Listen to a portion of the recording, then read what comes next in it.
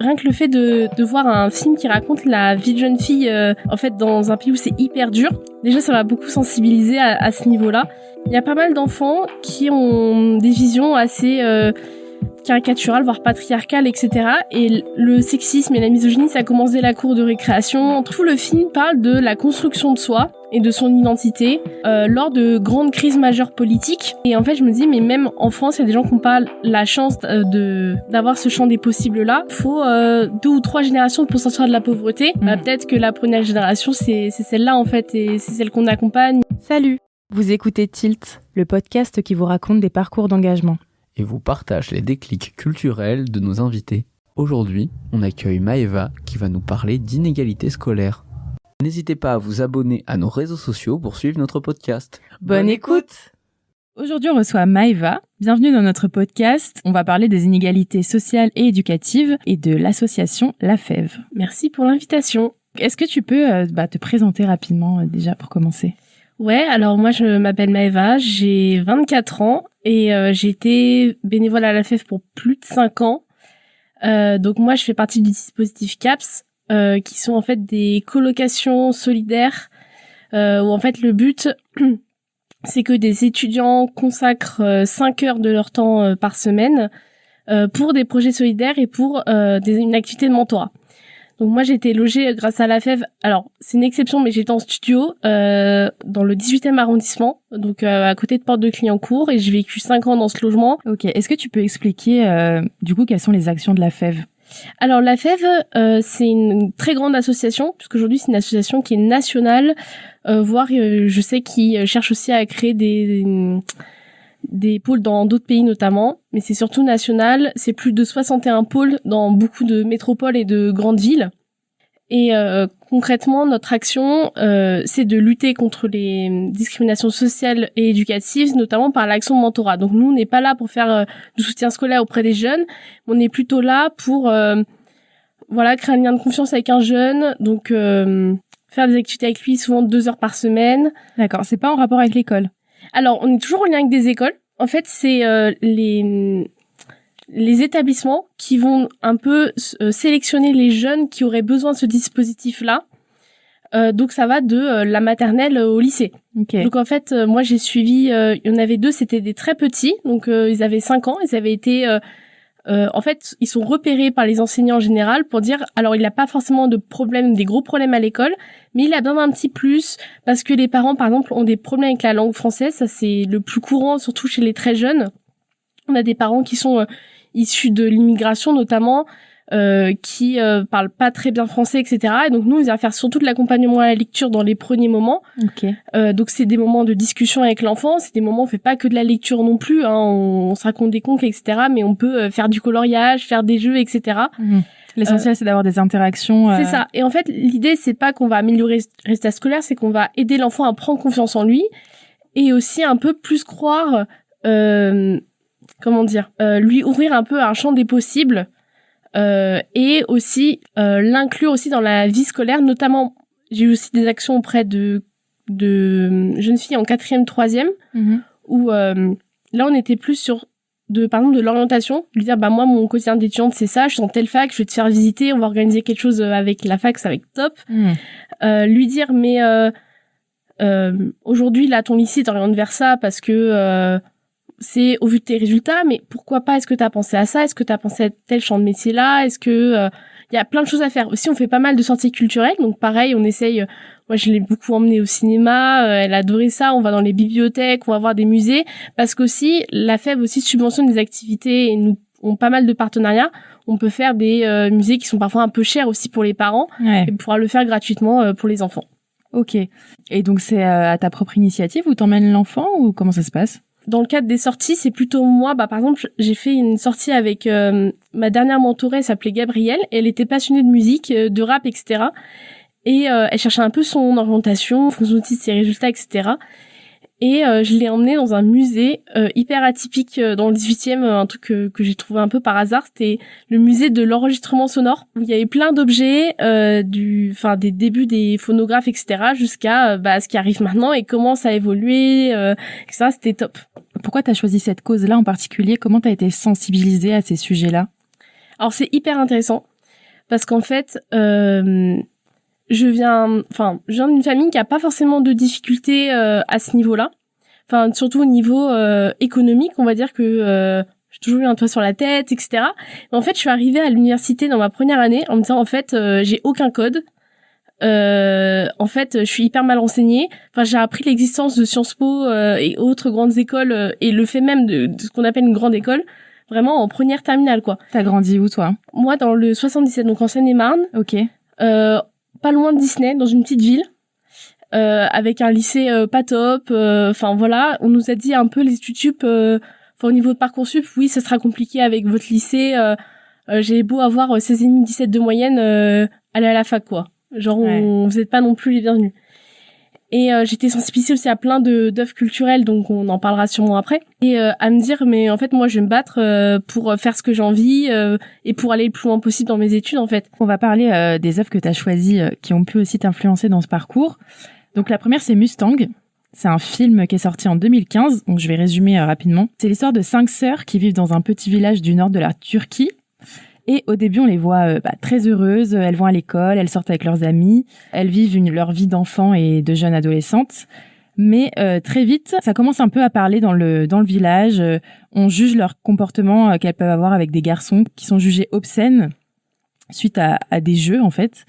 Et leur famille décide de céder à la pression et de les enfermer, littéralement, parce qu'on met carrément des barreaux aux fenêtres. On cherche à les marier de force et surtout, elles sont déscolarisées. Pourquoi est-ce que ce film t'a parlé par rapport à l'association? Alors, il y a plusieurs choses. Déjà, c'est un film que moi, j'ai vu en terminale et qui m'a beaucoup construit parce que je me suis rendu compte qu'on n'avait pas du tout la même enfance.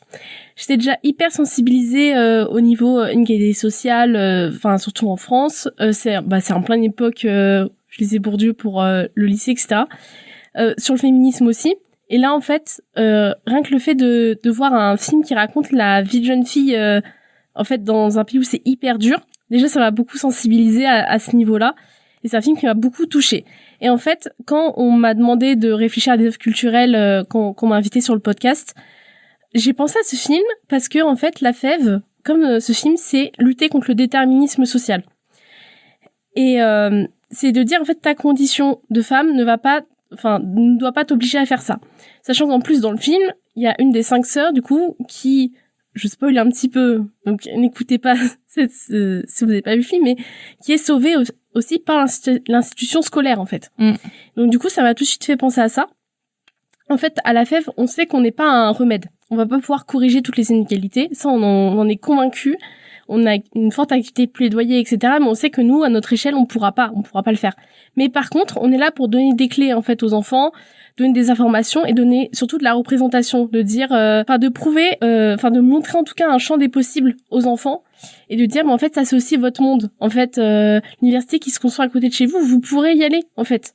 Voilà, donc ça c'était hyper important et surtout aussi c'est surtout un film qui parle de l'enfance et pour moi c'était ça qui était hyper important et vraiment le lien que j'en fais avec la FEF c'est un peu protéger les enfants. Alors nous on n'a pas du tout cette activité là en fait de sauver des enfants de situations qui sont très graves, etc.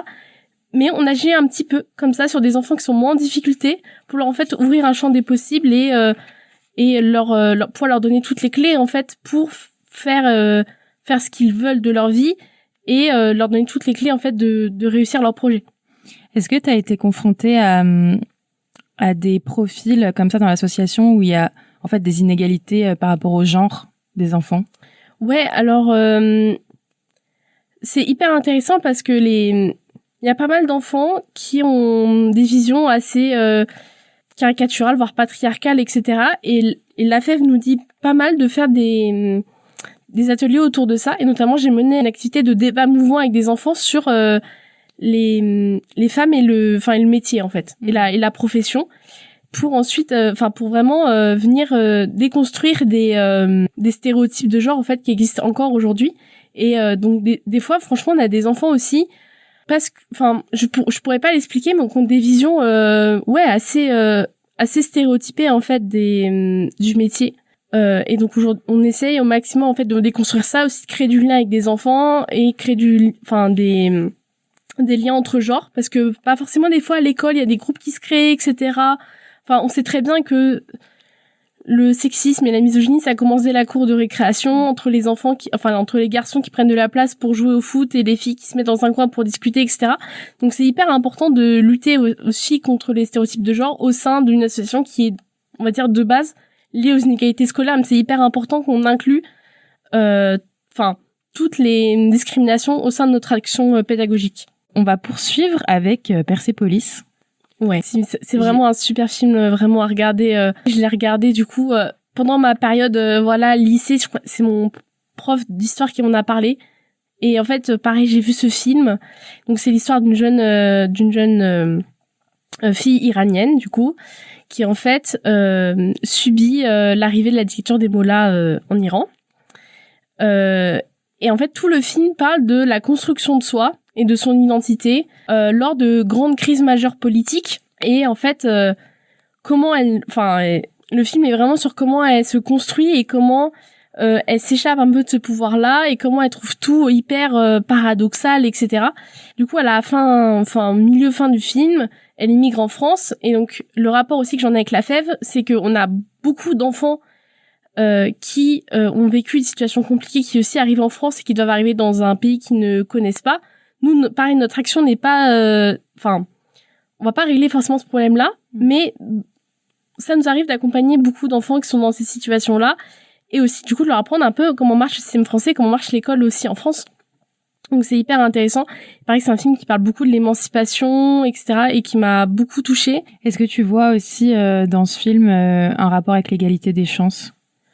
Oui, je pense, parce que une des grosses actions de la FEF, c'est aussi la démocratisation de l'enseignement supérieur. Donc nous, l'idée, c'est de faire visiter des universités, etc., aux enfants, etc., pour leur prouver que y a un champ des possibles qui est hyper ouvert. Et dans les films que j'ai présentés, dans Persepolis, par exemple, elle a la chance de pouvoir aller à la fac, sauf qu'elle va en fac d'art et elle a, des grosses difficultés liées à la dictature et à la répression des idées notamment. On lui demande de porter un voile à l'université, etc. Ce qui en fait entache ses études d'art parce qu'elle peut plus peindre, etc. Ou en fait il y a une scène où en fait elle peint des corps, de femmes qui sont voilées. Et elle se demande en fait l'intérêt. En fait, là on a une vision qui est vraiment très très terrible. Donc nous, notre action elle est tellement plus positive en fait. Se dire on a la chance de nous pouvoir toutes les femmes puissent accéder à l'enseignement supérieur, mais aujourd'hui, il y a des filières où les femmes sont sous-représentées et il faut absolument que tout le monde puisse prendre sa place, femmes comme hommes, dans ce monde-là. On sait très bien aussi qu'il y a de la rétention d'informations, notamment des classes dominantes, qui jouent aussi là-dessus. On a besoin aujourd'hui d'avoir une information qui est transparente et de pouvoir ouvrir véritablement l'enseignement supérieur à tous et toutes. Il y a aussi un autre livre que tu as lu, qui a été un peu un déclic pour toi. Je sais pas à quelle époque tu l'as lu, mais c'est En finir avec Eddie Bellegueule d'Édouard Louis. Tu l'as lu à quelle période à peu près? Pareil, je crois au début du lycée, je pense en première. Et pareil, ça c'est la première œuvre d'Édouard Louis, du coup maintenant qui est très connu pour ses œuvres qui parlent notamment de son enfance dans les quartiers populaires et de la violence sociale éducative qu'il subit, notamment aussi de l'homophobie qu'il subit, mais pour le coup ça n'a pas vraiment de rapport avec mon engagement. Et en fait, moi pareil, ça m'a fait un choc parce que j'ai toujours mes parents m'ont toujours poussé à faire des études, etc. Et en fait, je me dis, mais même en France, il y a des gens qui n'ont pas la chance d'avoir ce champ des possibles-là, et cette vision-là, et cette ambition-là. Et pareil, en fait, dans le livre, ce qui est hyper intéressant, c'est qu'en fait, il découvre l'univers des grandes écoles, de la prépa, etc., par les profs qui lui disent, etc. Parce que sinon, même sa famille ne sait même pas que ça existe et même trouve ça ridicule, en fait, de faire ça. Et donc, encore une fois, il faut se battre aujourd'hui pour la démocratisation de l'enseignement supérieur, pour l'accès à l'école et surtout pour, en fait, le message qu'on fait souvent passer, c'est de dire peu importe la voie que tu choisis, il faut une voie que tu sois épanoui en fait. Voilà. Pourquoi et comment, en réduisant les inégalités scolaires, on peut au final réduire les inégalités sociales? C'est une très grande question qui dépasse, mais en fait, il je sais plus c'était quel institut qui avait dit il faut 2 ou 3 générations pour sortir de la pauvreté. Bah peut-être que la première génération c'est celle-là en fait, et c'est celle qu'on accompagne, et c'est la petite en maternelle que j'ai aidée à mieux parler français, etc., qui va pouvoir peut-être mieux s'en sortir que ses parents, etc. Et en fait c'est des petites actions qu'on a au quotidien, mais peut-être plus pourra aider à réduire les inégalités économiques et les inégalités sociales. Exactement. Super, bah merci beaucoup Maëva. Merci.